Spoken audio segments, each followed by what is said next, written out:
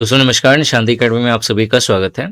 CBSE के अंदर reasoning एक बहुत इम्पोर्टेंट टॉपिक है और रीजनिंग लास्ट फ्यू ईयर से किस तरीके का आया हुआ है, इससे रिलेटेड हम लोगों ने पूरा का पूरा एक कंपाइलेशन आप लोगों को दिया हुआ है। रीजनिंग के जितने भी क्वेश्चंस आए हुए हैं, चाहे सीबीएसई का पेपर हुआ हो या फिर केवीएस का हो या फिर एनवीएस का हो या फिर ईएमआरएस का हो, नॉन टीचिंग पोस्ट के अंदर, ठीक है। तो रीजनिंग के सारे क्वेश्चंस का कंपाइलेशन दिया गया है। बहुत सारे स्टूडेंट्स की डिमांड थी कि सर इसका सॉल्यूशन लेकर के आइए। तो कुछ दिनों से बिजी था जिसकी वजह से ये सॉल्यूशन मैं अपलोड नहीं कर पा रहा था, लेकिन आज से जो भी टाइम बचा हुआ है उस टाइम पीरियड में जो भी रीजनिंग के क्वेश्चंस मैं आपको यहाँ पे करवा रहा हूँ, अगर आपने इन क्वेश्चंस को अच्छे से कवर कर लिया तो ओवरऑल एक आपका प्रिपरेशन हो जाएगा कि रीजनिंग के इस तरह के क्वेश्चंस आते हैं और इसे इस तरीके से टैकल किया जा सकता है, इस तरीके से सॉल्व किया जा सकता है इजी वे में। ठीक है। कुछ क्वेश्चंस हो सकते हैं आपके कोइंसिडेंट लड़ जाएं आपके पेपर में, बट इसी तरह से क्वेश्चंस आपके पूछे जाएंगे रीजनिंग के अंदर। ठीक है। तो पूरी कोशिश है मैं आपको जितना ज़्यादा हो सके उतना ज़्यादा रीजनिंग के क्वेश्चंस करवा सकूं लास्ट जो भी समय बचा हुआ है उसमें, ताकि आपका ओवरऑल बहुत अच्छा प्रिपरेशन हो टीयर 1 के लिए। ठीक है। तो इसमें जो पहला क्वेश्चन है रीजनिंग का, अगर आप देखोगे तो ये आपका सिंपली ऑर्डर से क्वेश्चन बना हुआ है। यहाँ पे क्वेश्चन है कि इन अ रो ऑफ गर्ल्स, थोड़ा सा आपको ब्लर दिखेगा क्योंकि ये स्क्रीन शॉट्स हैं अलग अलग। जैसे पहले क्या था कि पेपर जो है आपका ऑफलाइन मोड में होता था, तो जो भी क्वेश्चन पेपर हमारे पास है उसमें हर कोई क्वेश्चन तो जरूरी नहीं है नेट एंड क्लियर हो। ठीक है। एक ऑथेंटिसिटी बने रहे इसकी, इसीलिए जो है क्वेश्चंस को एज इट इज यहाँ पे जो है कट एंड पेस्ट किया गया है। ठीक है। और चूंकि इमेजेस है तो थोड़ा सा ब्लर दिखेगा, बट मैं बता रहा हूँ आपको सुनना है और हल्का फुल्का तो आपको समझ में आ जाएगा। थोड़ा सा एडजस्ट करोगे तो आराम से आपको क्वेश्चंस करने से मतलब है, समझने से मतलब है और आराम से आपका ये चीज हो जाएगा। ठीक है।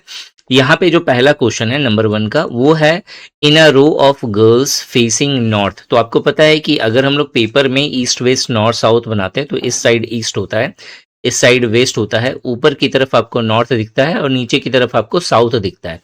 ठीक है। तो क्वेश्चन है कि इन अ रो ऑफ गर्ल्स, ठीक है, फेसिंग नॉर्थ, मतलब एक रो है गर्ल्स का जो नॉर्थ की तरफ फेस करी हुई है सारी की सारी लड़कियां। Rita is 12th to the left of Parvati.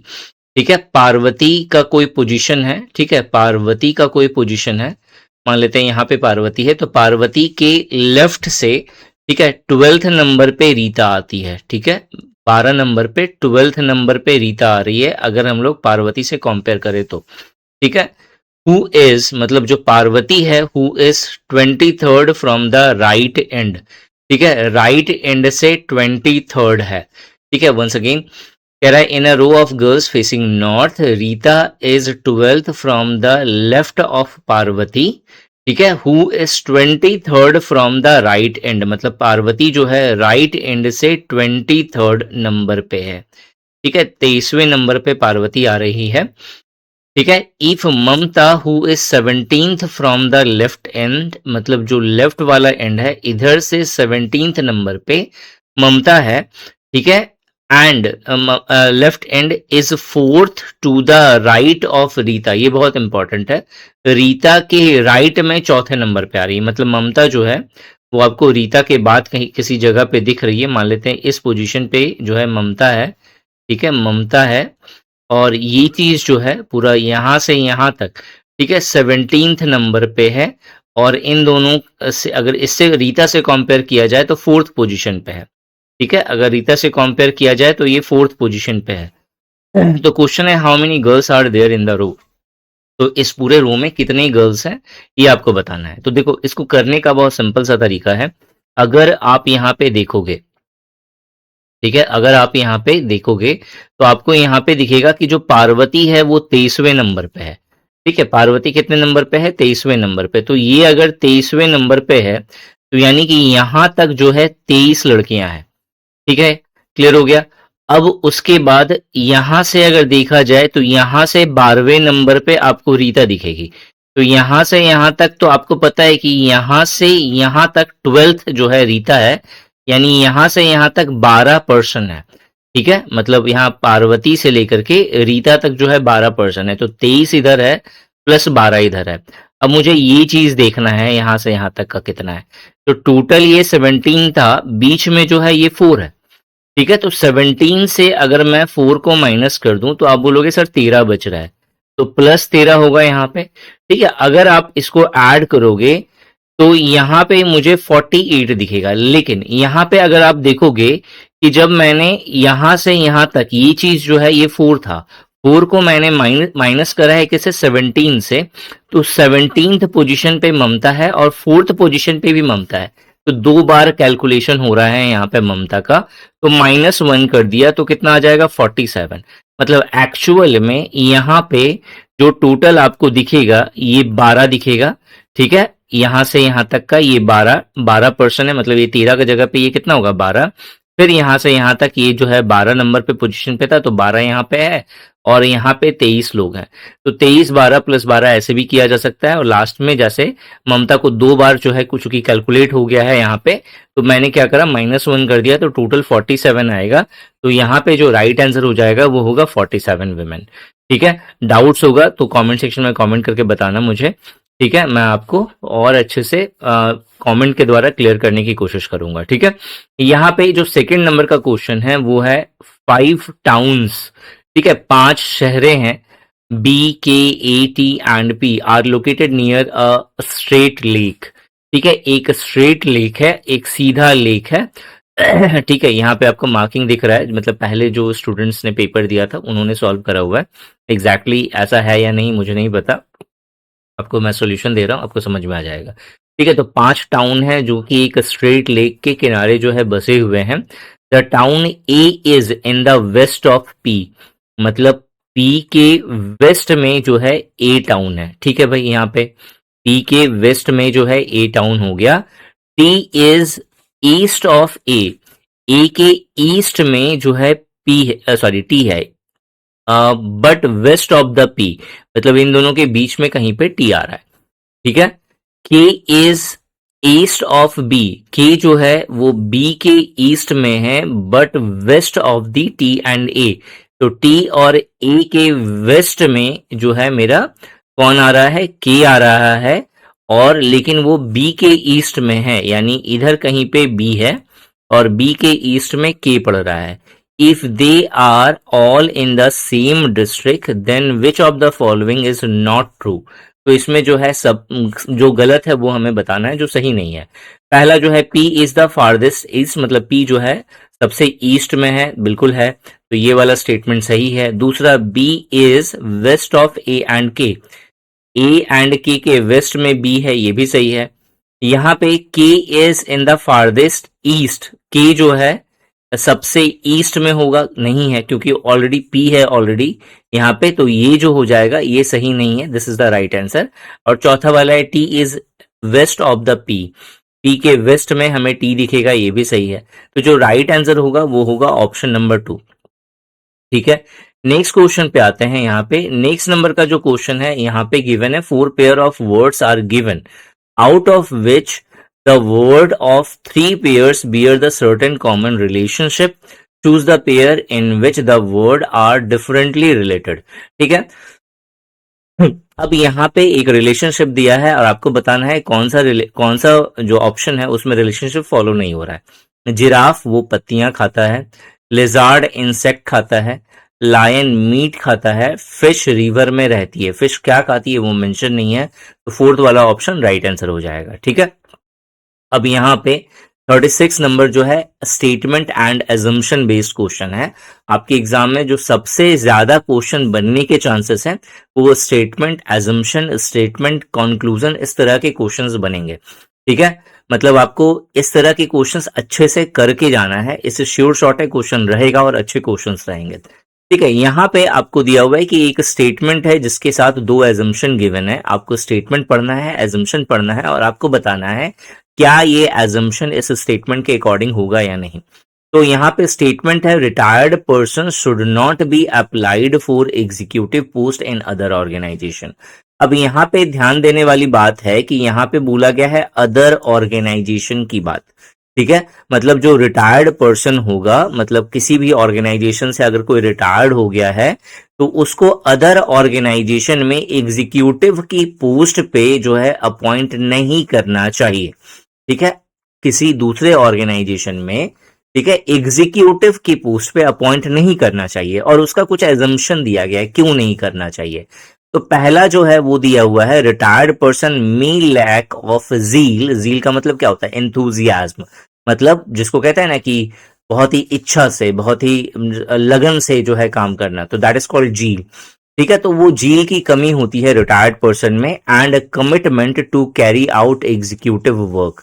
ठीक है, और कमिटमेंट की कमी होती है रिटायर्ड पर्सन में, चूंकि वो रिटायर्ड इसलिए हुआ है क्योंकि वो बूढ़ा हो गया। एक टाइम था, मतलब जैसे होता है ना, एक यूथ जनरेशन है, एक यंग जनरेशन है जो बहुत ज्यादा एक्साइटेड होती है, नहीं मेरे को ये काम करना है। अगर जैसे आप लोगों की जो एज है, आप लोग ठान लो कि नहीं मेरे को ये चीज पाना है, तो दुनिया इधर से उधर हो जाए आप पा लोगे, अगर आप जो है डेडिकेटेड हो तो।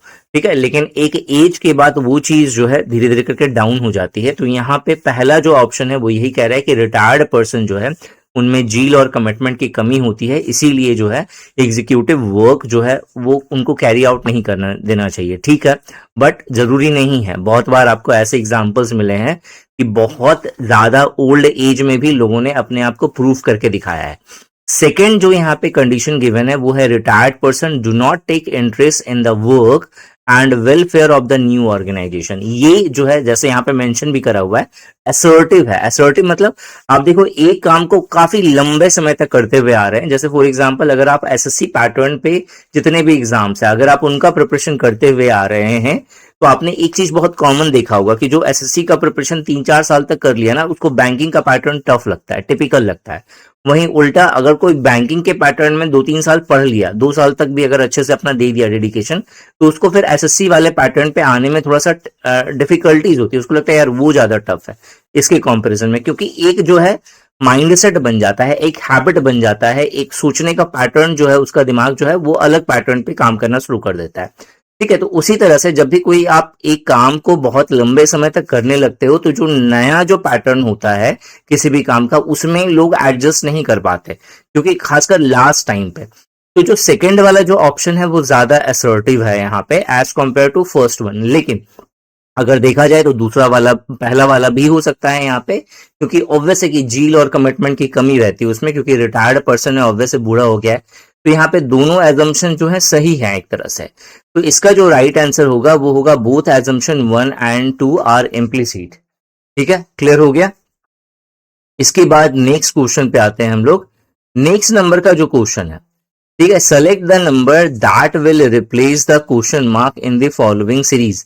मतलब ये जो आपको सीरीज दी गई है, इस सीरीज में आपको जो फिल इन द ब्लैंक्स है, आपको उसको फाइंड आउट करना है। ठीक है, कैसे करेंगे, यहाँ पे आपको यहाँ पे दिख रहा है, अगर आप अच्छे से देखोगे 20 दिखेगा, फिर 18 है, फिर 54 है, फिर 51 है। ठीक है, फिर यहाँ पे डैश है, फिर 199 है, फिर 1194 है।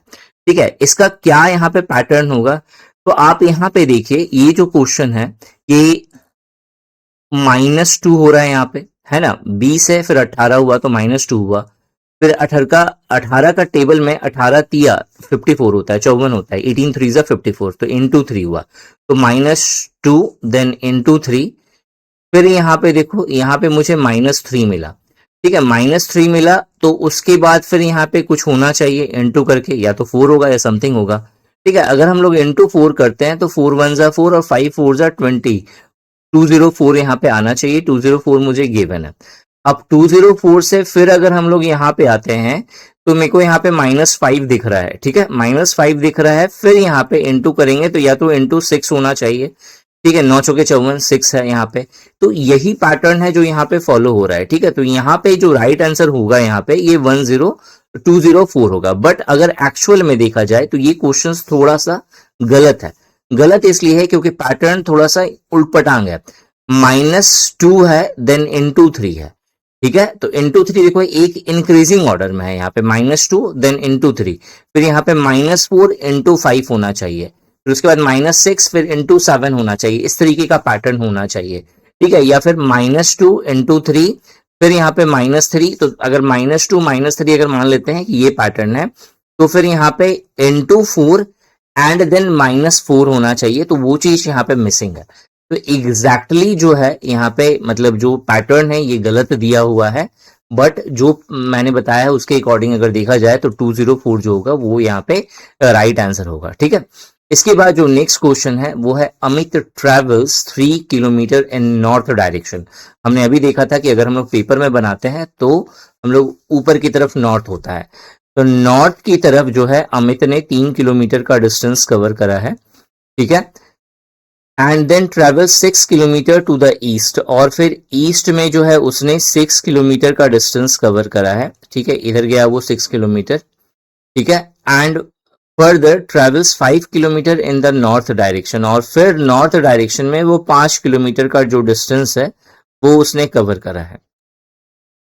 How far and in which direction is he from the starting point, starting point से वो किस डायरेक्शन में है, तो ऑब्वियस है सब यहाँ पे आपको साफ साफ दिख रहा है, इधर ईस्ट है इधर नॉर्थ है, तो ये नॉर्थ ईस्ट की डायरेक्शन में है, तो नॉर्थ ईस्ट आपको यहाँ पे दिखेगा, नॉर्थ ईस्ट आपको यहाँ पे दिखेगा, तो ये दोनों आंसर तो गलत हो गया। ठीक है, मतलब ऑप्शन 1 और ऑप्शन 4 गलत हो गया। अब मुझे ये बोल रहा है कि ये डिस्टेंस कितना होगा, इस चीज को फाइंड आउट करके बताओ। अब देखो इसका जो तरीका है ये बहुत इंपॉर्टेंट है। आपको जब भी इस तरीके का क्वेश्चन दिखे तो ऑब्वियस है कि अब हम लोग यहाँ पे पाइथागोरियन ट्रिपलेट मुझे दिख रहा है यहाँ पे मतलब पाइथागोरस का जो थ्योरम है वो लग जाएगा, right angle triangle. But problem है यहाँ पे कि मुझे यहाँ से यहाँ तक का डिस्टेंस नहीं पता, मुझे यहाँ से यहाँ तक का डिस्टेंस नहीं पता, मुझे टोटल डिस्टेंस मालूम है 6 किलोमीटर। तो थोड़ा सा हम लोग यहाँ पे दिमाग लगाएंगे। क्या दिमाग लगाने वाले हैं यहाँ पे, आपको ये चीज जो 6 दिख रही है, ठीक है, और ये चीज जो 3 दिख रही है, इस चीज को मैंने थोड़ा सा इस तरीके से कर दिया, क्योंकि मुझे अल्टीमेटली फाइंड आउट मुझे ये डिस्टेंस ही करना है। अब ये डिस्टेंस मुझे फाइंड आउट करना है, मुझे पता है कि ये 3 है, तो यानी कि यहाँ पे 3 होगा, यानी ओवरऑल ये 8 हो जाएगा। और चूंकि ये 6 है तो यानी कि ये 6 होगा, तो 8 है 6 है, तो पाइथागोरियन ट्रिपलेट जो होता है वो 6, 8 और 10 का होता है, तो यानी कि जो हाइपोटेनियस होगा वो 10 होगा, यानी कि जो राइट आंसर होगा वो होगा 10 किलोमीटर नॉर्थ ईस्ट की डायरेक्शन में। ठीक है, क्लियर हो गया यहाँ पे। नेक्स्ट नंबर का क्वेश्चन आते हैं। नेक्स्ट नंबर का question again statement based question है यहाँ पे। Given below is a question followed by two statement numbered 1 and 2, each containing the some information. Decided which of the statement is or are sufficient to answer the question. ठीक है, अब question है यहाँ पे Garima ranks 18th from the top in the class, मतलब एक class में अगर देखा जाए तो टॉप से स्टार्टिंग से 10th पोजीशन पे, सॉरी 18th पोजीशन पे गरिमा है। ठीक है, गरिमा का पोजीशन कितना है, 18th है। What is her rank from the last, तो लास्ट से उसका रैंक कितना होगा। ठीक है, ये चीज पूछा गया। अगर हमें टोटल नंबर ऑफ स्टूडेंट्स पता है तो पता चल जाएगा। तो यहाँ पे देखो सेकंड नंबर कंडीशन है there are 47 student in the class, मतलब ये स्टेटमेंट रहा तो हम लोग आराम से निकाल सकते हैं। इसमें एक और स्टेटमेंट है नंबर 1 पे, Reena who ranks 10th in the same class. Reena जो है वो 10th पोजीशन पे है। ठीक है, रीना जो है वो कितने पोजीशन पे है, 10th पोजीशन पे है। रैंक्स 38 फ्रॉम द लास्ट, और यही रीना जो है 38th है लास्ट से, तो बहुत इजी हो गया यहाँ पे इसको कैलकुलेट करना। अब रीना जो है एक्चुअल में इसका टोटल हम लोग यहाँ से भी निकाल सकते हैं, रीना वाला केस के द्वारा 38th पोजीशन यहाँ पे है, यानी रीना से नीचे जो है 37 स्टूडेंट होंगे और रीना तक 10 है, तो 37 प्लस 10 यानी कि 47 स्टूडेंट हो गया।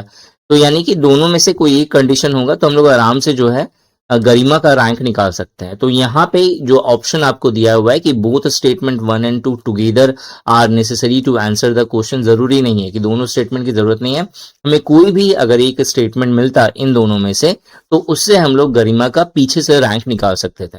तो यहाँ पे देखो आइदर स्टेटमेंट 1 अलोन और statement 2 alone is sufficient to answer the question, जो ऑप्शन 2 है यही इसका राइट आंसर होगा। क्लियर हो गया। नेक्स्ट आते हैं हम लोग, नेक्स्ट हमें find the number of triangles in the following figure. अब एक्चुअल में क्या है, ये जो है ये लास्ट टाइम आया हुआ है सीबीएसई में क्वेश्चन, और लास्ट टाइम का जो है मैंने प्रीवियस ईयर का आप लोगों को करवाया था, पैटर्न बताया था, इसकी वीडियो आपको यूट्यूब पे मिल जाएगी मेरे चैनल पे। तो वही सारा कैलकुलेशन, क्योंकि ये हैंड राइटिंग मेरी है तो मुझे समझ में आ रहा है कि ये क्वेश्चन को मैंने पहले करवाया हुआ है। ठीक है, तो वही यहाँ पे किया हुआ है ऑलरेडी। यहाँ पे जो क्वेश्चन है, find the number of triangle in the following figure, इस फिगर में टोटल नंबर ऑफ ट्राइंगल कितने हैं वो चीज फाइंड करना है। अब देखो, इसको करने के तरीके बहुत सारे हैं। ठीक है, मैं आपको यहाँ पे एक तरीका बता रहा हूँ, पहले इसको थोड़ा सा हटा रहा हूँ ताकि आपको मैं समझा सकूं। ठीक है, इसको मैंने हटाया, ये चीज हटा दी, इधर ये हटा दिया। ठीक है, और यहाँ पे आपका ट्रायंगल दिख रहा है, चलो ठीक है।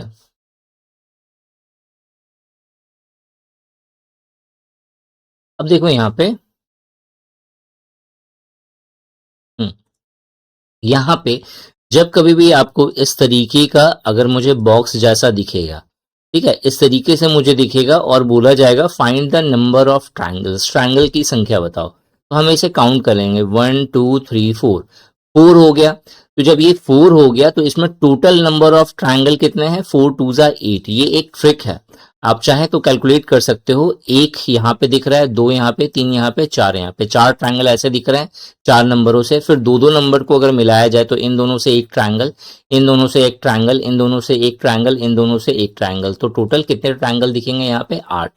ठीक है, 8 ट्राइंगल आपको यहाँ पे दिखेगा।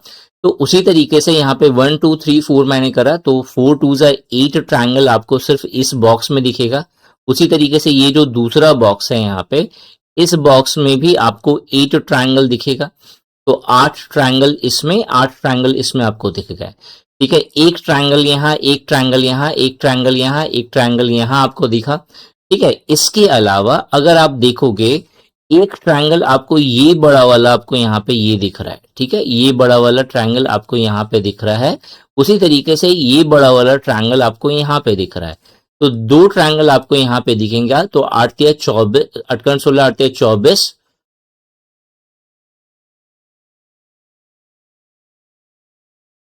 26, तो टोटल तो 26 होना चाहिए।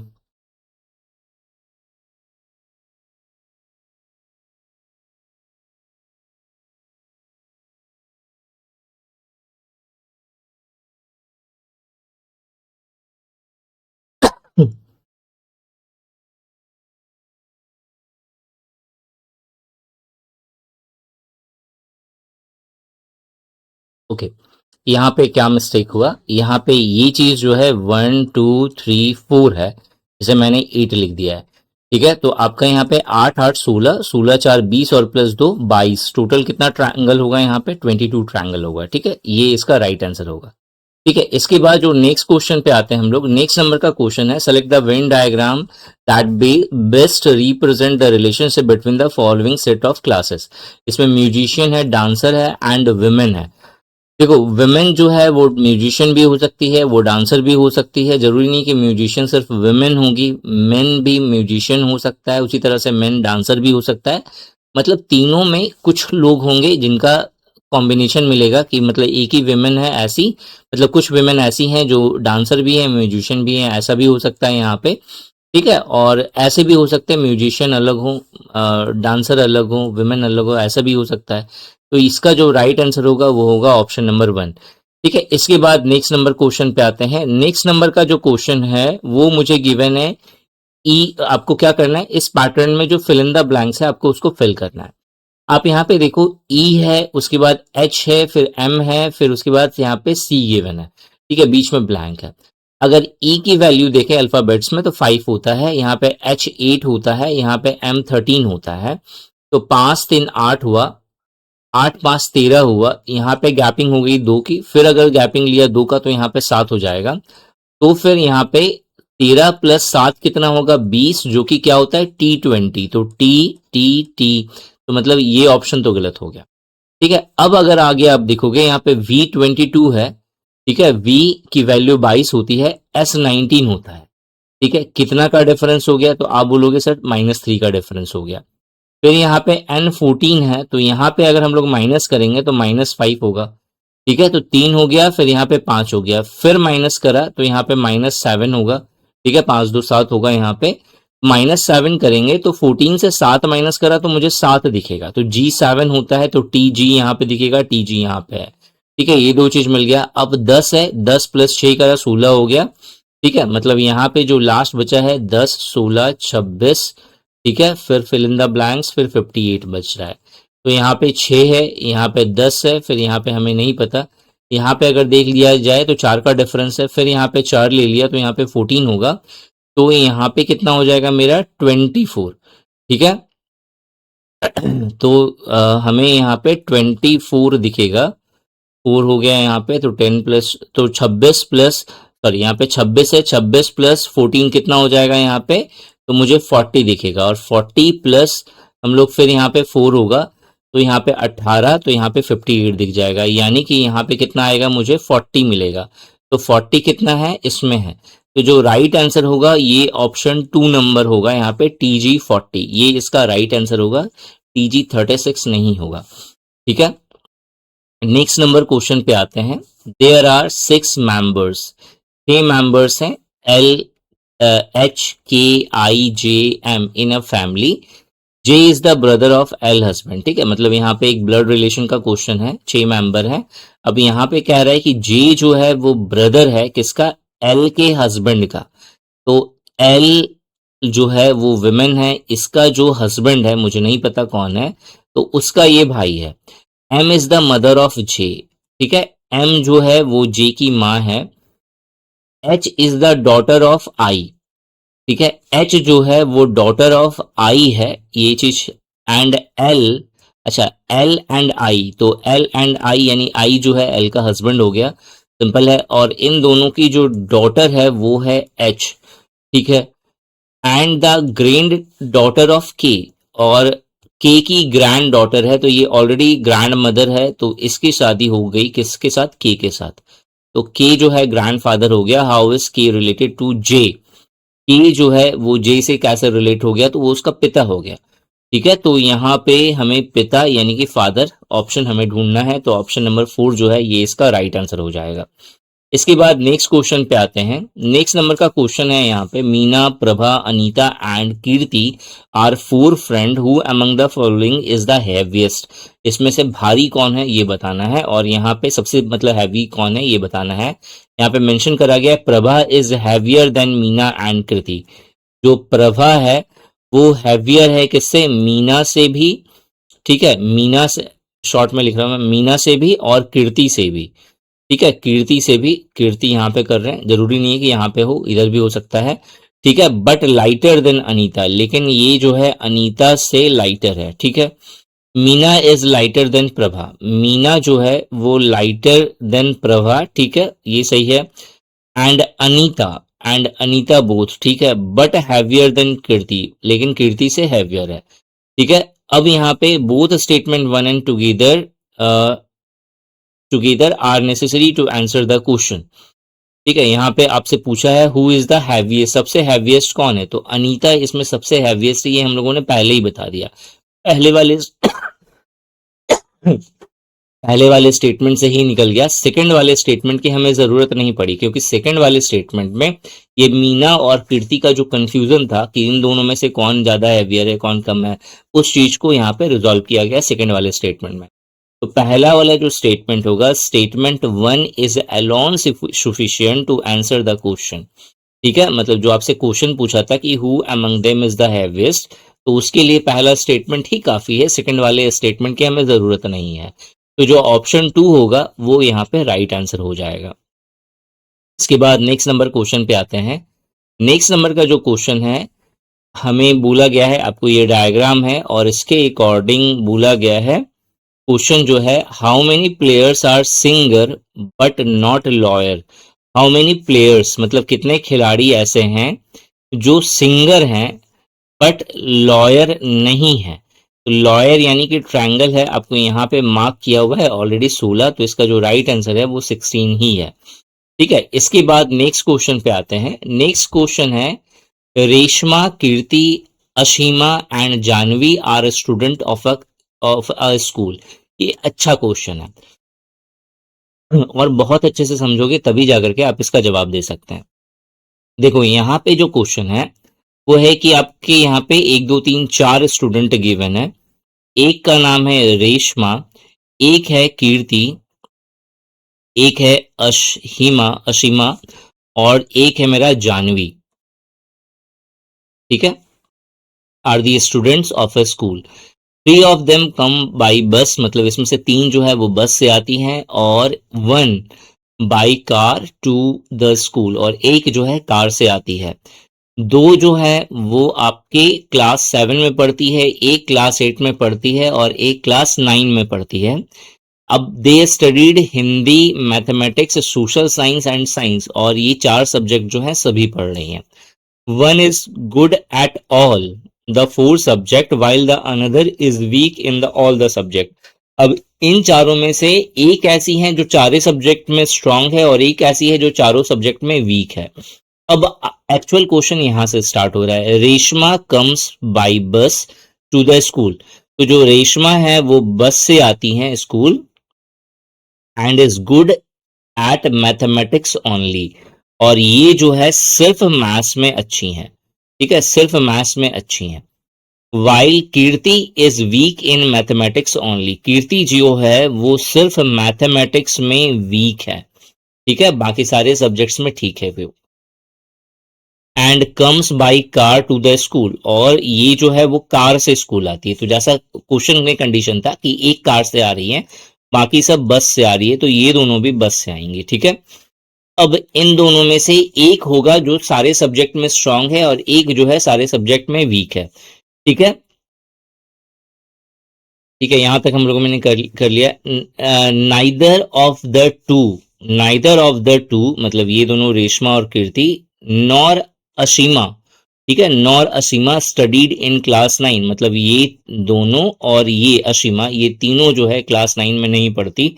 तो क्लास 9 में पढ़ने वाली कौन हो गई? जानवी, ठीक है। One who is good at all subject, मतलब एक जो सारे सब्जेक्ट में स्ट्रांग है, ठीक है। One who is good at all subject studied in class 8, वो क्या कर रही है? वो जो है क्लास 8 में पढ़ती है। तो ऑब्वियस है, आप यहां पे देखो, अगर हम इसको जानवी को मानते हैं ये सारे सब्जेक्ट में गुड है, तो ये क्लास 8 में नहीं पढ़ेगी, ये क्लास 9 में पढ़ रही है, तो यानी कि ये जो है सारे सब्जेक्ट में गुड नहीं है। सारे सब्जेक्ट में जो गुड होगी वो अश्विमा होगी, ठीक है। ऑल गुड यहां पे मैं लिख दे रहा हूं, क्योंकि ये जो है मेंशन कर दिया गया है क्लास 8 में पढ़ रही है, ठीक है, क्योंकि इन दोनों के तो बारे में पहले ही बोल दिया कि भाई ये मैथ्स में स्ट्रांग है, बाकी सब में वीक है, और ये मैथ्स में वीक है, बाकी सब में स्ट्रांग है। तो यानी कि जो ऑल गुड होगा वही अशिमा होगी, और ये क्लास 8 में पढ़ेगी, यानी कि ये दोनों जो है वो क्लास 7 में है, ठीक है। और आपको यहां पे पता चल गया कि जो जानवी है ये वीक है सारे सब्जेक्ट्स में, वीक इन ऑल, ठीक है, क्लियर हो गया। अब यहाँ पे क्वेश्चन है, which of the two girls are good at Hindi, तो हिंदी में कौन स्ट्रांग होगा? वो जो सारे सब्जेक्ट में स्ट्रांग है यानी कि अशिमा, और वो जिसका सिर्फ मैथमेटिक्स वीक है यानी हिंदी अच्छा होगा यानी कि कीर्ति। तो Ashima and Kirti, that is option 4, ये इसका राइट आंसर हो जाएगा, ठीक है। नेक्स्ट क्वेश्चन पे आते हैं। नेक्स्ट नंबर का क्वेश्चन है, सम वर्ड्स आर गिवन, ठीक है, which are related in some way, choose the alternative which has the similar relationship। आपको यहां पे बताना है। अब देखो, ये जो क्वेश्चन है, इस क्वेश्चंस को करने के लिए आपको यहां पे समझो, यहां पे जो आपको दिया गया है, जैसे स्टेट है, कंट्री है और डिस्ट्रिक्ट है, मतलब अगर देखा जाए तो कंट्री के अंदर स्टेट आएगा, और फिर स्टेट के अंदर जो है डिस्ट्रिक्ट होगा, ठीक है। अगर देखा जाए यहाँ पे स्टेशनरी, स्टेशनरी के अंदर जो है ये पेन आ रहा है, और पेन के अंदर जो है ये निब आ रहा है। तो यहाँ पे क्वेश्चन है, choose the alternative which has the similar relationship among the words as given words, मतलब ये जो दिया हुआ है इसके अकॉर्डिंग है। तो ये पहला वाला तो फिट हो रहा है, लेकिन बाकी सबको समझना है। फ्रूट्स के अंदर बनाना आएगा, बनाना के अंदर मैंगो होगा नहीं, ठीक है। फर्नीचर के अंदर चेयर, चेयर के अंदर टेबल, ये भी नहीं हो रहा है वो चीज, ठीक है। क्वाड्रिलेटरल के अंदर स्क्वायर भी होता है और रेक्टेंगल भी होता है, मतलब इसके अंदर ये नहीं आता है। तो यानी कि जो पहला ऑप्शन है वो यहाँ पे राइट आंसर हो जाएगा, ठीक है, क्लियर हो गया। इसके बाद नेक्स्ट क्वेश्चन आते हैं, ठीक है। नेक्स्ट क्वेश्चन है, in a certain code language calendar is written as like this, मतलब आपको यहाँ पे दिख रहा है CALENDER,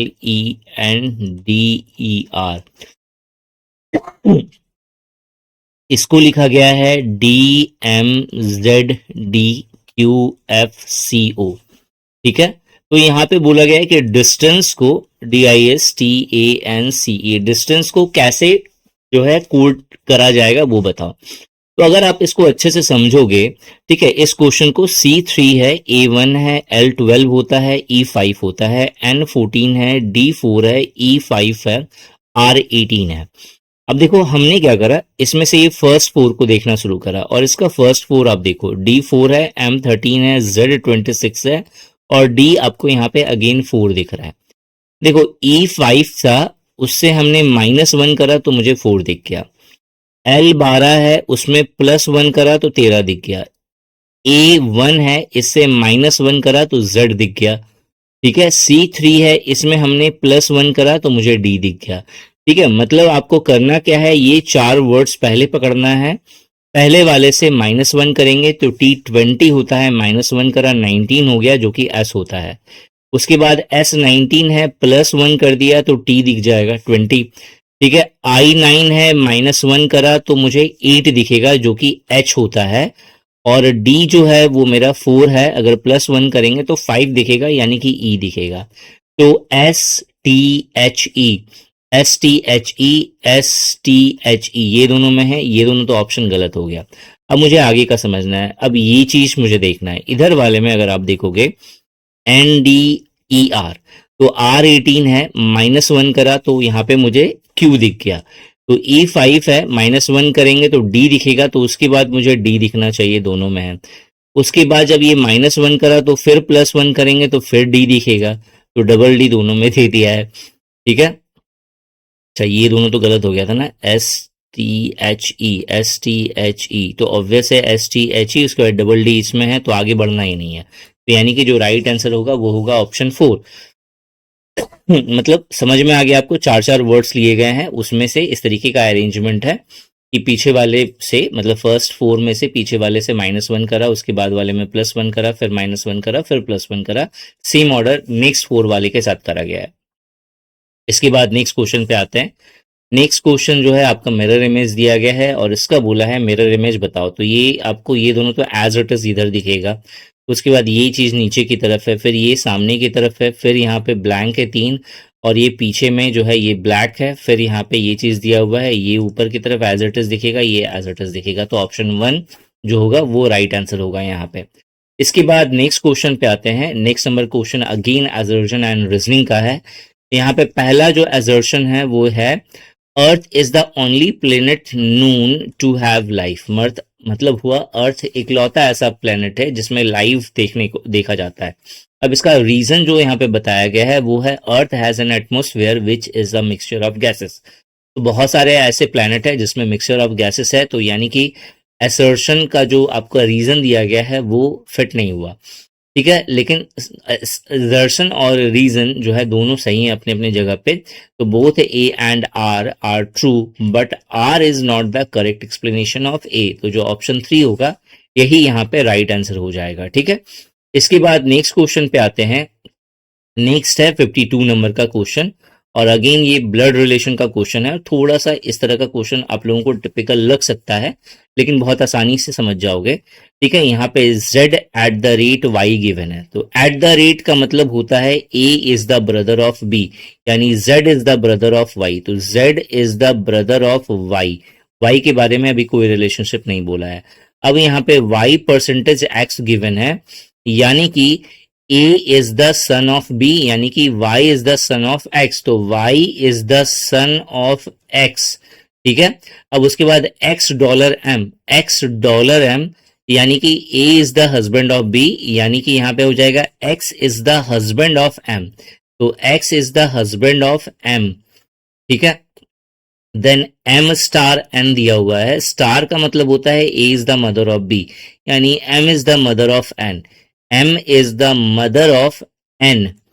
ठीक है, n की मदर है एंड n इज द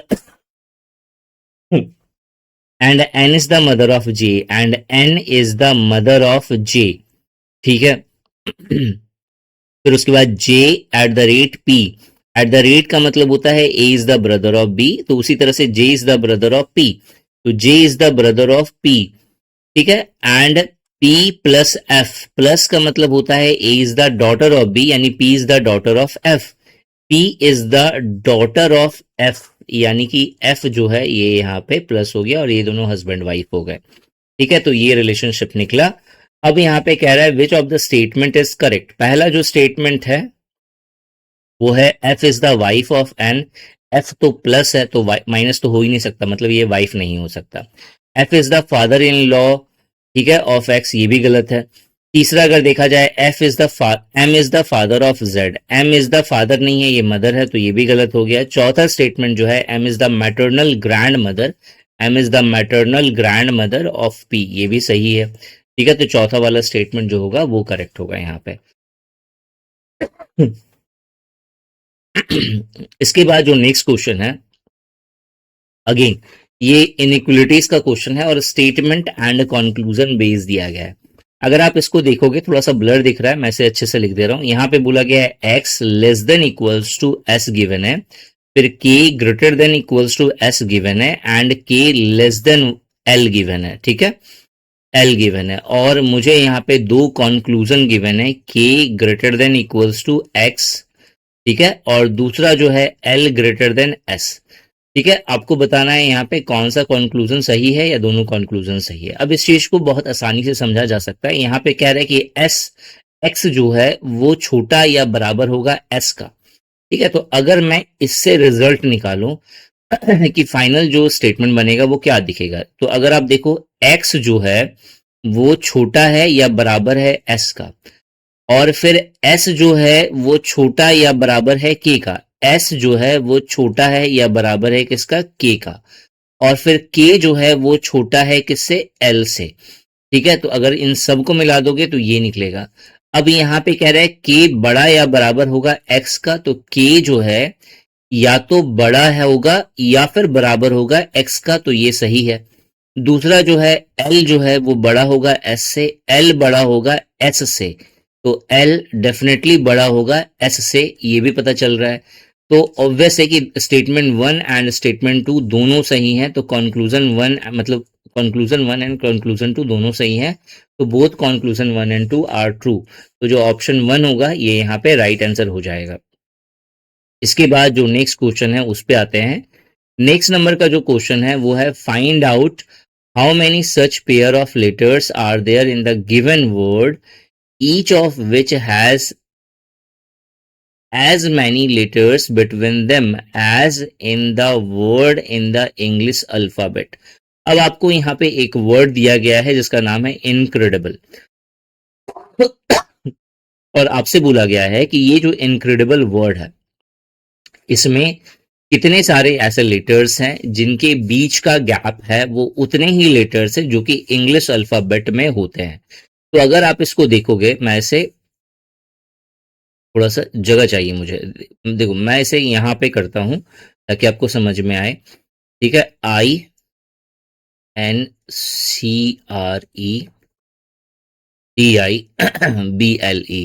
ठीक है, थोड़ा सा इसको समझना पड़ेगा। I9 होता है, N14 होता है, C3 होता है, R18 होता है, E5 है, D4 है, उसके बाद फिर से मुझे I9 दिख रहा है, B2 दिख रहा है, L12 दिख रहा है और E5 दिख रहा है।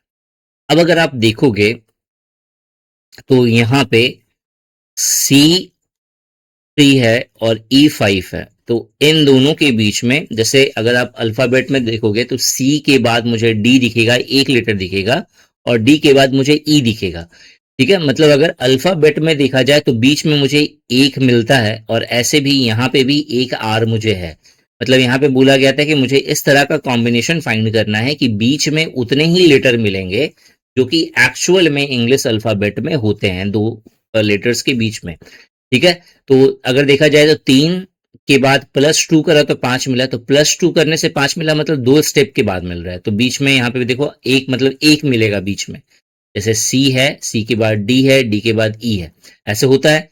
तो यहाँ पे C3 है, E कितना हो गया 5, तो बीच का गैपिंग कितना हो गया 2। तो जब बीच का गैपिंग 2 होगा तो इसका मतलब इस दोनों के बीच में एक लेटर मिलेगा। ठीक है, इसका मतलब ये बीच में मतलब इन दोनों का गैपिंग 2 है, मतलब दूसरे पोजीशन पे आपको ई दिख रहा है। ठीक है, बीच में एक वर्ड मिलेगा, एक लेटर मिलेगा, तो उसी तरह से एक ये कॉम्बिनेशन बना। तो इसी तरह से आपको कॉम्बिनेशन बनाते हुए चलना है। आप यहाँ पे देखो इन दोनों के बीच में 2 का गैपिंग है, ठीक है? तो 2 का गैपिंग है तो अंदर में 1 दिखेगा, तो ये सेकंड होप आपको मिल गया यहाँ पे। उसी तरीके से आपको और देखना है। जैसे यहाँ पे 5 है और यहाँ पे 9 है, तो 5 4 9 होता है यहाँ पे, तो अंदर में 3 दिखेगा, तो 3 है भी यहाँ पे, ठीक है? तो इसी तरीके से आपको और भी ढूंढना है कि और कौन कौन से हैं, ठीक है? तो 5 है और फिर देखो ये 5 से लेकर के ये 2 है, तो बीच में +3 है, तो यानी 2 दिखेगा, तो 2 है भी, डी और आई, तो 4 मुझे हो गया। एक और अगर आप देखोगे तो यहाँ पे आपको 2 दिख रहा है ना, तो यहाँ पे जैसे यहाँ पे एक तो 4 दिख रहा है आपका, ठीक है? ये चीज आप देखो, यहाँ पे 4 दिख रहा है और यहाँ पे ये 9 है, तो बीच में आपका गैपिंग कितने का हो रहा है? +5 का। 4 + 5 9 होता है, तो 5 है, तो बीच में आपको 4 लेटर दिखना चाहिए, ठीक है?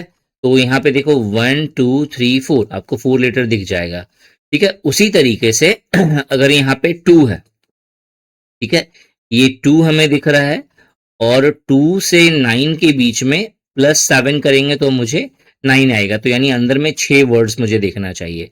तो 1 2 3 4 5 6 मुझे दिख जाएगा, ठीक है? तो अगर आप देखो कितने सारे मुझे मिले, एक यहाँ पे, दूसरा यहाँ पे, ठीक है, तीसरा यहाँ पे, चौथा यहाँ पे, पांचवा यहाँ पे, छठा यहाँ पे, तो टोटल मुझे 6 ऐसे यहाँ पे लेटर्स दिखे जिसके बीच में उतने ही लेटर्स हैं जो कि एक्चुअल में इंग्लिश अल्फाबेट्स में होते हैं, तो ये इसका राइट आंसर हो जाएगा।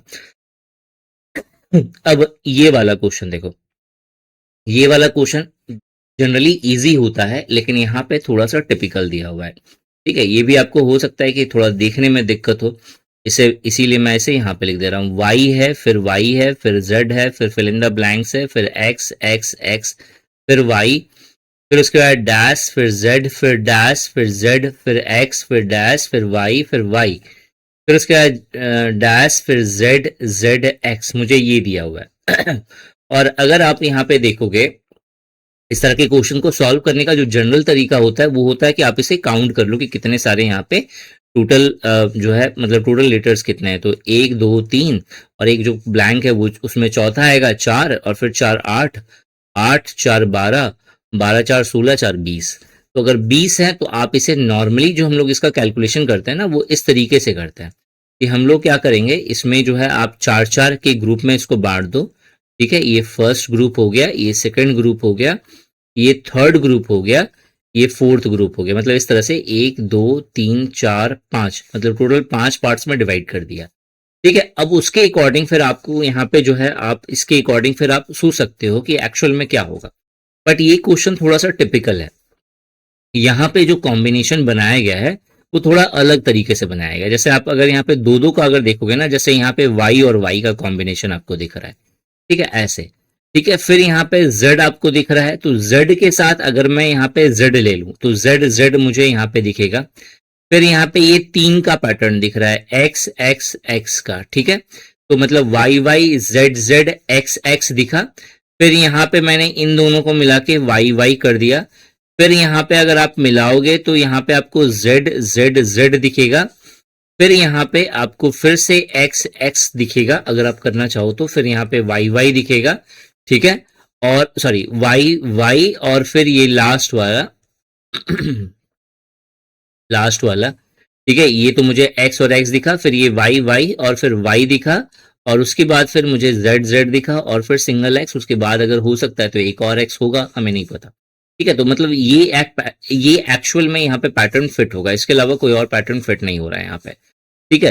तो एक्चुअल में अगर देखा जाए तो यहाँ पे हमें z दिखेगा, ये फर्स्ट वाला ये z, ठीक है? x x x y तो दिखा, फिर ये चीज y हमें यहाँ पे दिखेगा, फिर z z z में यहाँ पे ये z दिखेगा, ठीक है? फिर x के साथ हमें x दिखेगा और y y y में यहाँ पे y दिखेगा। तो एक्चुअल में इसमें जो मुझे मिलेगा वो z y z x y दिखेगा, z y z x y, यानी कि फर्स्ट वाला जो ऑप्शन होगा वो यहाँ पे फिट होगा।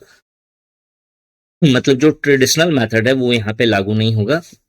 इस तरह के क्वेश्चंस थोड़े से यूनिक होते हैं, कभी कभार आते हैं एग्जाम में, तो मतलब जरूरी नहीं है कि हमेशा इजी ही आएगा, कुछ टिपिकल क्वेश्चंस आपको मिलेंगे, ठीक है? इसके बाद नेक्स्ट क्वेश्चन है, यहाँ पे आपको क्या दिया हुआ है, यहाँ पे आपको सम ग्रुप ऑफ लेटर्स दिया है और आपको वाइल वन इज डिफरेंट, आपको जो डिफरेंट है वो आपको फाइंड आउट करना है। तो यहाँ पे आपको फर्स्ट ILO दिया हुआ है, दूसरा LPM दिया हुआ है, तीसरा CFU दिया हुआ है और चौथा FIR दिया हुआ है। तो अगर आप देखोगे यहाँ पे LO ये दोनों एक दूसरे के अपोजिट है। उसी तरह से PM, ठीक है, P16 होता है, उसके बाद M जो है ये थोड़ा सा अलग हो गया। यहाँ पे FU तो दिख रहा है, IR दिख रहा है, ठीक है। तो यहाँ पे अगर आप देखेंगे तो LPM वाला जो है यहाँ पे P16 होता है, M13 होता है, थोड़ा सा अलग हो गया। अगर इसमें अगर गैपिंग अगर देखते हैं इसको, अगर हम लोग यहाँ पे I9 है, L12 हो गया, O15 हो गया, तो यहाँ पे 9 3 12 12 3 15, 3 का गैप यहाँ पे दिख रहा है। यहाँ पे L12 हो गया तो 12 4 16 और फिर यहाँ पे ये माइनस हो गया, ये थोड़ा सा अलग हो गया। यहाँ पे C3 है, F6 है, U21 है, ये भी कंबाइन नहीं हो, F6 होगा, I9 होगा, R18 होगा, ये भी थोड़ा अलग हो गया। मतलब एक्चुअल में एक पैटर्न फॉलो हो रहा है इसमें ILO में, ठीक है। मुझे तो लगा पहले यहाँ पे इससे कंपेयर करना है, लेकिन यहाँ पे ये नहीं होगा। तो जो पहला वाला जो होगा वो एक्चुअल में बाकी सबसे अलग है, क्योंकि वहां पे एक पैटर्न फॉलो हो रहा है, ठीक है। बाकी में वो पैटर्न फॉलो नहीं हो रहा है, 3 का गैपिंग वाला। इसीलिए जो पहला वाला ऑप्शन होगा वो राइट आंसर होगा। उसके बाद का जो क्वेश्चन है ये भी थोड़ा अच्छा क्वेश्चन है, और अगर आप देखोगे ये क्वेश्चन यहाँ पे कह रहा है कि इन अ सर्टेन कोड लैंग्वेज, थोड़ा सा ब्लर दिख रहा है इसीलिए मैं जो समझा रहा हूं उस पर फोकस करिएगा। In a certain code language नी दी पी, मतलब NEEDEE PEE, तो नी दी पी का मतलब है विंटर इज कोल्ड, ठीक है। टी नी री फी, इसका मतलब हो गया आई लाइक कोल्ड कॉफी। तो पहले दो को ही देखते हैं। अगर आपको यहाँ पे नी दी पी दिख रहा है और यहाँ पे टी दिख रहा है, नी दिख रहा है, तो नी यहाँ पे भी है और नी यहाँ पे भी है, ठीक है। इसके अलावा दी और पी, तो दी और पी यहाँ पे नहीं दिख रहा है, तो आपको एक एक वर्ड दोनों में कॉमन दिख रहा है फर्स्ट टू में, और आपको विंटर इज कोल्ड और आई लाइक कोल्ड कॉफी, ये दो वर्ड में आपको कोल्ड वर्ड जो है दोनों में कॉमन दिख रहा है। ये कोल्ड जो है इसमें भी आपको दिखेगा, कोल्ड इसमें भी दिखेगा। यानी कि ये तो समझ में आ गया कि जो नी है, ठीक है, नी का मतलब क्या हो गया, कोल्ड, ठीक है। अब इसके बाद दूसरा अगर समझें, इसके बाद वाला पी री जी, पी री जी, अब देखो पी मुझे यहां पे भी है और पी मुझे यहां पे भी दिख रहा है, ठीक है, पी री जी। अब इन दोनों में पी री जी का मतलब हो गया कॉफी इज डार्क, ठीक है, और यहाँ पे है विंटर इज कोल्ड, दोनों में कॉमन क्या हो गया, इज। तो यानी कि पी का मतलब हो गया मेरा इज, तो पी का मतलब हो गया मेरा इज। एंड उसके बाद यहाँ पे आगे अगर देखा जाए, तो अगर दूसरे वाले से कंपेयर किया जाए तो यहाँ पे पी री जी है, तो री यहाँ पे इसमें दिख रहा है और री यहाँ पे इसमें भी दिख रहा है। तो यहाँ पे I like cold coffee and coffee is dark, तो कॉफी कॉफी दोनों में मिल गया, यानी कि री का मतलब जो है ये पी है, ठीक है, इसको री में समझ लेना, ये पी है। तो री का मतलब क्या हो गया, कॉफी, COFFEE, ठीक है, कॉफी हो गया। तो यहाँ पे समझ में आ गया। तो आपको यहाँ पे डी का कोई मैच नहीं मिला, यानी कि डी का मतलब क्या हो गया, विंटर, ठीक है, डी का मतलब क्या हो गया यहाँ पे, विंटर, ठीक है। और अगर देखा जाए तो ये दो तो मिल गया, टी और यहाँ पे फी नहीं मिला। अब मुझे फाइंड का क्या करना है, कोल्ड डार्क विंटर, तो कोल्ड यानी कि नी मुझे मिलेगा, ठीक है, डार्क जो है वो नहीं मिला हमें, ठीक है, डार्क हमें नहीं मिला। कॉफी तो मिल गया था हमें, कॉफी का मतलब हो गया री, और इज हो गया पी, ठीक है। तो इज हो गया पी, री हो गया, यानी जी, जी का मतलब हमें पता चल गया क्या होगा, जी का मतलब हो गया डार्क, सॉरी, जी का मतलब हो गया डार्क। तो ऑब्वियस है कि आपको यहाँ पे जो पूछा गया है, यहाँ पे पूछा गया है कोल्ड डार्क विंटर, तो इसका क्या, इसमें क्या क्या मिलेगा, तो डार्क के लिए हमें जी दिखेगा, ठीक है, विंटर के लिए हमें डी दिखेगा, और जो है कोल्ड के लिए हमें नी दिखेगा, तो आपको ऑप्शन में डी नी जी ढूंढना है, डी नी जी, यानी कि ऑप्शन 1 जो होगा ये यहाँ पे राइट आंसर हो जाए। नेक्स्ट क्वेश्चन है, a doctor plans to visit each of 6 clinic F G H X Y Z exactly once during the course of 1 day, मतलब हर एक दिन जो है वो एक क्लिनिक विजिट कर रहा है। C is setting up her schedule for the day as per the following condition, जो कंडीशन है उसके अकॉर्डिंग, ठीक है, वो विजिट करेगी। तो यहाँ पे है कि C must visit F before G and Y, ठीक है, एफ को वो विजिट पहले करेगी as compare to G and Y, ठीक है। C must visit G before X, ठीक है, एक्स से पहले वो जी, तो एक्स यहाँ पे भी हो सकता है, इधर कहीं पे भी एक्स हो सकता है, ठीक है। एक्स से पहले जो है वो जी को विजिट करेगी, ठीक है। The third clinic she visit must be H, और जो थर्ड क्लिनिक होगा वो एच होना चाहिए, ठीक है। यहाँ पे मस्ट विजिट, ठीक है, जो थर्ड क्लिनिक होगा वो एच होना चाहिए, तो एच जो है वो थर्ड क्लिनिक होना चाहिए। अब जो है यहाँ पे और कोई कंडीशन नहीं दिया हुआ है, C must visit F before G and Y, ये भी सही हो गया। C must visit G before X, ये भी सही हो गया। तो मतलब एक्स यहाँ पे भी आ सकता है, एक्स इधर भी आ सकता है, ठीक है। और जो तीसरा क्लिनिक है वो आपका जो है वो एच होना चाहिए, ठीक है। तो अगर हम लोग यहाँ पे 1 2 3 3 6 दिन का है यहाँ पे, तो यहाँ पे 2 हो गया, 1 2 3 4 5 6 हो गया। 6 में जो थर्ड क्लिनिक है वो साफ साफ पहले से मेंशन है कि एच होगा, ठीक है। और यहाँ पे बोला गया है कि एफ जो है जी और वाई से पहले होना चाहिए, एफ जो है वो जी और वाई से पहले होना चाहिए, ठीक है। अगर यहाँ पे एफ अगर मैं यहाँ पे कर दूं, जी यहाँ पे आ गया, एक्स यहाँ पे आ गया, क्योंकि एक्स के बारे में एक्स और वाई से कुछ बोला नहीं है, और वाई यहाँ पे आ गया, और फिर जो है यहाँ पे एक बज गया जेड, ठीक है। यहाँ पे कंडीशन सही नहीं है, ठीक है, कंडीशन सही नहीं गिवन है यहाँ पे। तो क्वेश्चन है यहाँ पे, इफ सी विजिट, अच्छा यहाँ पे पहले मेंशन कर दिया है कि if C visit Z first, okay, थोड़ा सा गड़बड़ हो गया, ठीक है। यहाँ पे उसने बोल दिया है कि भाई वो जो है,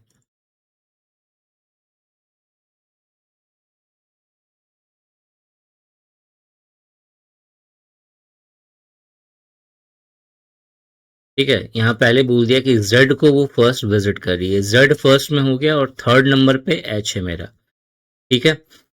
और यहाँ पे बोला गया है कि जी और वाई से पहले एफ आता है, तो जी और वाई से पहले एफ आता है, यानी कि एक्स यहाँ पे आएगा, ठीक है, हो गया।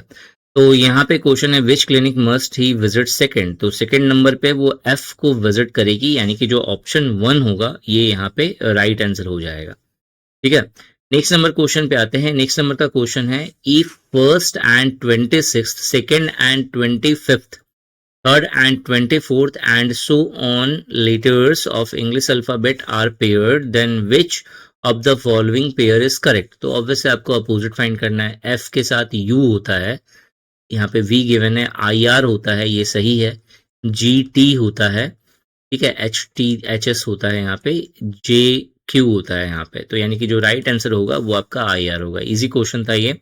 इसके बाद नेक्स्ट जो क्वेश्चन है वो है 30 नंबर का, 32, यहाँ पे क्वेश्चन है 32, अभी एग्जैक्टली है या नहीं ये तो नंबरिंग अलग अलग तरीके से गिवन है यहाँ पे। नेक्स्ट जो क्वेश्चन यहाँ पे गिवन है वो है, प्रिया इज फेसिंग टुवर्ड्स ईस्ट, ठीक है, प्रिया ईस्ट की तरफ फेस करती है, ठीक है, सॉरी ईस्ट जो है आपका इधर हो गया, इस साइड ईस्ट हो गया, तो इधर फेस करती है, ठीक है। इसको हम लोग यहाँ पे सॉल्व करते हैं, इस वाले जगह पे, ठीक है, ईस्ट की तरफ उसने फेस करा एंड मूव 10 मीटर टूवर्ड्स, ठीक है, 10 मीटर वो गई, ठीक है, and took the right turn, और फिर राइट टर्न लिया, और फिर 5 मीटर वो गई, ठीक है, राइट टर्न लेकर के 5 मीटर वो गई, ठीक है, straight. C then turn to her left and move 10 metre straight, अब वो फिर जो है अपना लेफ्ट टर्न लेकर के जो है वो 10 मीटर गई है, ठीक है, तो 10 मीटर फिर से गई वो, ठीक है, इधर भी 10 है, इधर भी 10 है। Straight and then took the right turn and move 5 metre straight, और फिर से जो है वो 5 मीटर जो है वो स्ट्रेट गई, ठीक है। C again turn to her right, ठीक है, एंड मूव 12 मीटर, और दोबारा से जो है वो क्या करी, अपना टर्न ली और 12 मीटर तक वो गई है, ठीक है। 12 मीटर मान लेते हैं यहाँ पे हुआ, तो 12 मीटर तक वो गई राइट टर्न लेकर के, and then moved 4 metre towards north, और नॉर्थ की तरफ यानी ऊपर की तरफ वो 4 मीटर गई है, यानी कि ये 4 मीटर गई है। तो क्वेश्चन है यहाँ पे 4 metre towards the north and reach to a point P, और यहाँ पे वो पी पॉइंट पे पहुंची है। What is the shortest distance from this point P from the initial position, मतलब जो स्टार्टिंग का जो पोजीशन है उससे जो है पी का डिस्टेंस कितना होगा, ये मुझे बोला गया है, फाइंड करके बताओ, ठीक है। तो थोड़ा सा यहाँ पे हौच पौच हो गया, मैं इसे थोड़ा सा अच्छे से बना देता हूँ ताकि आपको समझ में आ जाए, ठीक है। ये यहाँ से यहाँ तक का 10 मीटर का डिस्टेंस है, फिर 5 मीटर है, 5 मीटर थोड़ा सा बड़ा कर दिया, 10 मीटर यहाँ से यहाँ तक, 5 मीटर यहाँ हुआ, ठीक है। फिर यहाँ से यहाँ तक ये 10 मीटर है, फिर यहाँ से यहाँ तक ये 5 मीटर है, उसके बाद फिर यहाँ से यहाँ तक ये 12 मीटर गई है, तो सपोज ये 12 मीटर है, और फिर यहाँ से यहाँ तक वो 4 मीटर गई है, ये चीज। तो मुझे यहाँ से यहाँ तक का ये डिस्टेंस मुझसे बोला गया है कि फाइंड करके बताओ भाई कितना होगा ये डिस्टेंस, ठीक है। अब देखो इसको कैसे करेंगे, ये 10 है, ये 5 है, ये 10 है, ये 5 है, ये 12 है, ठीक है। मुझे ये डिस्टेंस बोला है, फाइंड करके बताओ। तो अगर इस चीज को अगर देखा जाए तो इसका कैलकुलेशन हम लोग तो ऐसे कर सकते हैं ना, ये चीज जो है मेरा, और फिर ये चीज मुझे मेरा यहाँ पे गिवन है, तो ऑब्वियस है यहाँ से यहाँ तक 4 है और ये चीज 5 है, यानी कि ये 1 होगा। तो ओवरऑल ये चीज जो होगा ये 6 हो गया, ठीक है। ये 10 मुझे ऑलरेडी गिवन है। अच्छा, मुझे जो फाइंड करना है वो ये डिस्टेंस फाइंड करना है, तो यानी कि मुझे इस चीज को ऐसे लेकर के जाना पड़ेगा, है ना। तो अगर यहाँ से ये 1 है और ये 5 है, तो ऑब्वियस है कि ये 6 होगा, तो यानी कि ये वाला जो डिस्टेंस है ये भी आपका कितना निकलेगा, 6 निकलेगा। अब ये चीज अगर आप देखोगे तो ये 12 है यहाँ से यहाँ तक, अब ये 12 है और यहाँ से यहाँ तक ये 10 है, तो यानी कि ये 2 है। तो अब यहाँ से यहाँ तक ये 10 है, 10 में से अगर 2 माइनस कर दें तो ये चीज जो डिस्टेंस आपको यहाँ पे दिख रही है ना, ये हो गया 8। तो 6 है, 8 है, तो ये चीज क्या हो जाएगा, 10। तो 10 मीटर जो होगा ये इसका राइट आंसर हो जाएगा, ठीक है। क्योंकि पाइथागोरस जो ट्रिपलेट होता है उसमें 6, 8, 10 का कॉम्बिनेशन होता है, ठीक है। नेक्स्ट क्वेश्चन है, in the following Venn diagram triangle represent urban, जो ट्रायंगल है ये अर्बन को रिप्रेजेंट करता है, ठीक है। अच्छा, रेक्टेंगल रिप्रेजेंट अर्बन, सॉरी गलत पढ़ लिया मैंने, ठीक है। यहाँ पे बोला गया है रेक्टेंगल जो है वो अर्बन को रिप्रेजेंट करता है, ये जो रेक्टेंगल है ये अर्बन को रिप्रेजेंट करता है, ट्रायंगल जो है वो टीचर्स को रिप्रेजेंट करता है, ठीक है। स्क्वायर जो है वो ट्रेंड को रिप्रेजेंट करता है, ये ट्रेंड को रिप्रेजेंट कर रहा है, ठीक है। एंड सर्कल जो है वो टॉल को रिप्रेजेंट कर रहा है, ठीक है। तो हमें क्या फाइंड करना है, find the number of urban teacher who are trained but not tall, ठीक है। नॉट टॉल यानी सर्कल के बाहर आएगा, सर्कल के बाहर आएगा और बाकी सब आना चाहिए उसमें, बाकी सब आना चाहिए मतलब ये आ गया, ये आ गया, ये आ गया, यानी कि ये जो 5 दिख रहा है इसमें आपका स्क्वायर भी आ गया, मतलब ट्रेंड भी हो गया, अर्बन भी हो गया, और ये जो है टीचर भी हो गया, यानी कि इसका जो राइट आंसर होगा वो होगा ऑप्शन नंबर 1, ठीक है, जिसका आंसर है 5। क्लियर हो गया। नेक्स्ट 33 के बाद जो नेक्स्ट क्वेश्चन है वो है उसके बाद वाला क्वेश्चन, यहाँ पे है 7 friend P Q R S T U V are sitting around a, कितने फ्रेंड है ये लोग, तो 7 फ्रेंड्स जो कि एक सर्कुलर टेबल में सेंटर की तरफ फेस करके बैठे हुए हैं, but not necessary in the same order, ठीक है। एक सर्कुलर टेबल है, इसमें 7 लोग बैठे हुए हैं, 1, 2, 3, 4, 5, 6 और फिर 7, ठीक है। 7 लोग हैं, इसको हटा दो, इसको हटा के थोड़ा सा इधर कर दो, ठीक है। तो ये 7 लोग हो गए जो यहाँ पे बैठे हुए हैं, ठीक है। P is sitting third to the right of S। ठीक है, S को कहीं भी बैठाते हैं और S के राइट में अगर सेंटर की तरफ बैठेगा तो S इधर होगा, तो राइट इधर होगा, तो राइट के P जो है थर्ड में बैठा हुआ है S के, तो फर्स्ट सेकेंड थर्ड, मतलब P जो भाई साहब जो है वो इधर बैठे हुए, इधर से राइट हो गया तो P यहाँ पे बैठा हुआ है। ठीक है, P is sitting third to the right of S and second to the left of Q। Q के लेफ्ट में सेकंड नंबर पे बैठा हुआ है, तो Q अगर इधर बैठा हुआ है फेस करके तो इसके सेकंड नंबर में लेफ्ट की तरफ जो है P आपको यहाँ पे दिखेगा। ठीक है, T and U are not the immediate neighbour of Q, मतलब Q का इमीडिएट नेबर में T और U नहीं आता है, मतलब T और U जो है वो यहाँ पे नहीं बैठेगा, यानी कि इन दोनों में एक T होगा एक U होगा। ठीक है, इधर यहाँ पे T और U बैठा है इस साइड में। ठीक है, ठीक है, T is sitting second to the left of R। ठीक है, R के सेकेंड लेफ्ट में T है। ठीक है, सेकेंड लेफ्ट में, तो अगर R यहाँ पे बैठेगा तभी जाकर के वो फर्स्ट सेकेंड में मुझे यहाँ पे T दिखेगा। ठीक है, तो ये T जो है यहाँ पे सेकेंड लेफ्ट में यहाँ पे बैठा हुआ है। ठीक है, तो T यहाँ पे बैठा हुआ है तो U यहाँ पे बैठ गया, बचा कौन, यहाँ पे V बच गया, तो V जो है वो यहाँ पे बैठा हुआ है। ठीक है, सारा कंडीशन सेटिस्फाई हो गया। तो यहाँ पे क्वेश्चन है who is sitting second to the left of U, तो U के लेफ्ट में सेकेंड पोजीशन पे जो है, U के लेफ्ट में सेकेंड पोजीशन पे कौन बैठा है, तो यानी कि V बैठा है। V जो होगा ये राइट आंसर हो जाएगा। ठीक है, इसके बाद नेक्स्ट क्वेश्चन आते हैं। नेक्स्ट जो है ये आपको अर्थमेटिक का क्वेश्चन बाय मिस्टेक यहाँ पे ऐड हो गया है, जिसने भी करा है रीजनिंग के साथ साथ जो है कुछ क्वांट के क्वेश्चंस ले लिए। चलो इसी बहाने हम लोग क्वांट के क्वेश्चंस कर लेते हैं। देखो 37 नंबर का जो क्वेश्चन है वो एक क्वांट का क्वेश्चन है, जिसमें बोला गया sum of salary of Aman and Varun is 38,000। ठीक है, तो मान लेते हैं थोड़ी देर के लिए अमन की सैलरी x होगी, तो जो वरुण है इसकी सैलरी 38,000 माइनस x होगी। ठीक है, अमन स्पेंड 70% ऑफ हिज सैलरी, अमन 70% जो है अपनी सैलरी खर्च करता है, यानी 30% ये बचाता होगा। And Varun spend 80% of his salary, यानी कि ये 20% जो है सेव करता होगा। एंड जो सेविंग का रेशियो है वो 5:3 है। ठीक है भाई, तो अमन जो है वो 30% अगर देखा जाए सेव करता है एक्स का, मतलब अपनी सैलरी का 30% जो है वो सेव करता है, तो एक्स का 30% जो है ये अमन जो है सेव करता है। वहीं जो वरुण है वो 38,000 माइनस एक्स, इसका जो है वो 20% सेव करता है। और अकॉर्डिंग टू कंडीशंस गिवन ये जो रेशियो है वो 5:3, यानी 5/3 हो रहा है। अब इसको आपको सॉल्व करना है, तो परसेंटेज से परसेंटेज काट दो, 0 से 0 काट दो, तो यहाँ पे आपको दिख जाएगा 3×3=9x।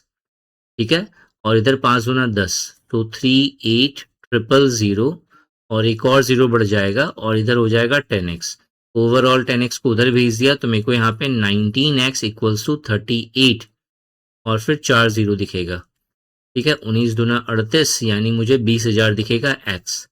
ठीक है, और मुझे फाइंड क्या करना है, वरुण। तो अगर वरुण 20,000 है तो सॉरी जो है मेरा अमन अगर 20,000 आ रहा है तो वरुण जो है वो कितना होगा, तो 38 में से 20,000 घटा दिया तो 18,000 मुझे दिखेगा। तो 18,000 यानी कि ऑप्शन 1 जो होगा ये यहाँ पे राइट आंसर हो जाएगा।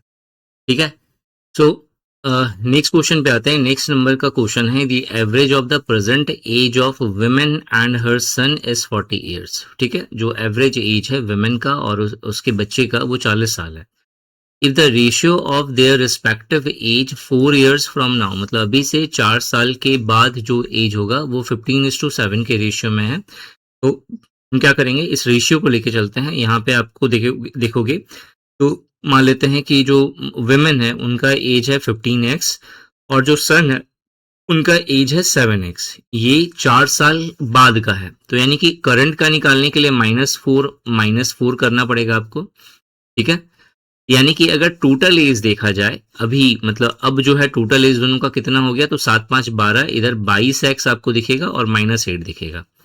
और अभी के समय में विमेन और सन का जो टोटल एज है वो कितना है, तो एवरेज एज दिया हुआ है दो लोगों का 40 साल, तो टोटल एज कितना हो जाएगा, दो जन का है 40 साल एवरेज, तो टोटल हो गया 80 साल, तो इक्वल्स टू कितना हो गया 80।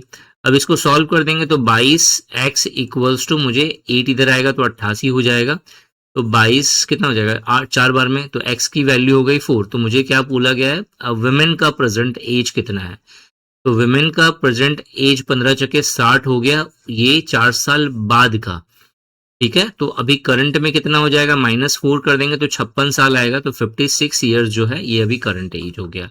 इसके बाद यहाँ पे देखो नेक्स्ट क्वेश्चन है मुझे बताना है कि इसका जो है मिरर क्या बनेगा। तो ये चीज अगर नीचे वाली ऐसी है, अच्छा नहीं, हाँ इसका मिरर क्या बनेगा, तो ऑब्वियस है ये चीज अगर ऐसी है तो मुझे ये चीज इस तरीके से दिखेगा, ये चीज यहाँ पे मुझे दिख रहा है, उसके ऊपर में ये चीज एज इट इज है तो ये भी उल्टा दिखेगा, ये चीज सामने की तरफ है तो ये चीज ऐसे दिखेगा, और ये चीज ऐसे है तो ये चीज मुझे ऐसे दिखेगा, यानी कि जो ऑप्शन 2 है ये यहाँ पे राइट आंसर है। ठीक है, नेक्स्ट नंबर का जो क्वेश्चन है ये अभी हम लोगों ने थोड़ी देर पहले इस तरह का क्वेश्चन करा था, तो आप आराम से इसको कर सकते हैं, इसमें कोई दिक्कत नहीं होगी। ठीक है, चलो देख लेते हैं इसको। यहाँ पे N2 का मतलब हमें दिया हुआ है कि A is the daughter of B, तो यहाँ पे P इंटू F का मतलब P is the daughter of F। P जो है वो डॉटर है किसकी, F की। हमें F के बारे में नहीं बोला है, F प्लस Q है। प्लस का मतलब A is the father of B, यानी F is the father of Q। F is the father of Q, तो मतलब F is the father of Q। ठीक है, हमें ये चीज पता चला। ठीक है, उसके बाद जो नेक्स्ट है यहाँ पे Q प्लस S है, यानी Q is the father of S। Q is the father of S, Q जो है वो फादर है किसका, S का। फिर S डिवाइड T, मतलब A is the brother of B, यानी S is the brother of T। S is the brother of T। ठीक है, एंड T माइनस R का मतलब हो गया A is the son of B, यानी T is the son of R। T is the son of R, मतलब ये जो है ये सन है किसका है, R का। तो R ऑब्वियस है, अगर ये प्लस है तो ये माइनस होगा क्योंकि ये दोनों स्पाउस हो गए। ठीक है, तो अब यहाँ पे क्वेश्चन है how is F related to R। F जो है वो R से कैसे रिलेटेड है, तो वो उसका क्या हो गया यहाँ पे, फादर इन लॉ। F जो है वो फादर इन लॉ है। ठीक है, तो यहाँ तक आपका हो गया। ठीक है, होपफुली आपको यहाँ तक समझ में आया होगा किस तरह से क्वेश्चंस आए हैं। ठीक है, अगर आपको और इस तरह के क्वेश्चंस चाहिए, टोटल तो 111 पेज है जैसा कि आप देख रहे हो। ठीक है, अगर आप चाहते हो कि इस तरह से मैं सारे क्वेश्चंस करवाऊं तो कमेंट सेक्शन में कमेंट करके बताना। मैं जितने भी टाइम बचा हुआ है उसमें मैं आपको डेली बेसिस पे जो है जितने भी रीजनिंग के क्वेश्चंस आए हुए हैं, ठीक है, केवीएस का, एनवीएस का, ईएमआरएस का, ठीक है, सीबीएसई का, तो ये सब जो है एक जगह पे है, मैं सारे क्वेश्चंस करवा दूंगा। होपफुली आपको इससे बहुत सारे क्वेश्चंस सेट हो जाए। ठीक है, एग्जैक्टली अगर सेम नहीं भी लड़ेगा तो उस पैटर्न पे आपको बहुत सारे क्वेश्चंस मिल जाए। इस वीडियो में यही था। Thanks for watching this video and wish you good luck for your paper.